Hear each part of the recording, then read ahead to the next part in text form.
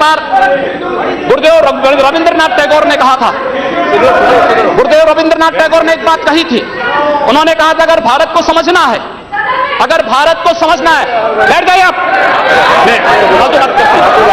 महोदय, उन्होंने कहा, गुरुदेव रविंद्रनाथ टैगोर ने एक बात कही थी और उन्होंने कहा था कि अगर भारत को समझना है तुम्हें भारतीय अस्मिता को पहचानना पड़ेगा, और भारतीय अस्मिता को पहचानना है तो स्वामी विवेकानंद के बारे में आप जान लीजिए। स्वामी विवेकानंद ने एक बात कही थी कि गर्व से कहो हम हिंदू हैं। स्वामी विवेकानंद ने एक बात कही थी कि गर्व से कहो हम हिंदू हैं। स्वामी विवेकानंद तो सांप्रदायिक नहीं थे, स्वामी विवेकानंद तो किसी पार्टी के नहीं थे। स्वामी विवेकानंद ने तो भारत का प्रतिनिधित्व किया था पूरी दुनिया के अंदर, और दुनिया के अंदर जो हिंदू आज पूरे देश के अंदर, पूरी दुनिया के अंदर अपनी सहिष्णुता के लिए पहचाना जाता था, आज उस हिंदू के साथ किस प्रकार का व्यवहार किया जा रहा है, वह कश्मीर से विस्थापित होता है, उसे कश्मीर से निकाला जाता है।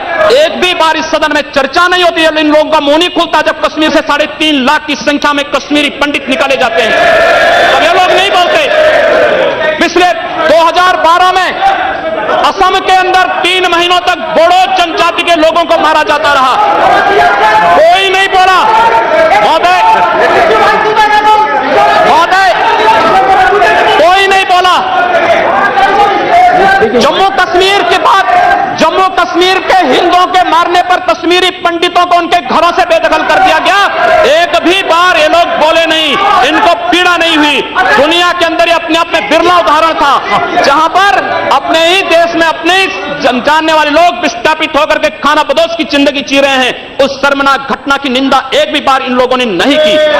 मुंबई के दंगों पर ये लोग मौन रहे, जमशेदपुर और भागलपुर के दंगे कांग्रेस के समय हुए थे, एक भी बार इन लोगों ने उस पर चिंता व्यक्त नहीं की। और तो और 1984 में इस देश के अंदर जिन सिख गुरुओं का योगदान इस देश को बचाने और इस देश की धर्म और संस्कृति और इस देश के समाज को बचाने में बहुत महत्वपूर्ण थी, उन सिखों के कत्लेआम पर भी इनको शर्म महसूस नहीं होती है। और आज लोग इस देश के अंदर बात करते हैं सांप्रदायिक सौहार्द की, इनका पूरा चेहरा सांप्रदायिक हिंसा से रंगा हुआ है, सांप्रदायिक एजेंडे से रंगा हुआ है। और इसीलिए बंधुओं महोदय, इस देश के अंदर असम में क्या हो रहा है, बांग्लादेशी घुसपैठिए इन लोगों के अपने हो गए, और इस देश में लाखों वर्षों से रहने वाला समुदाय पराया हो गया।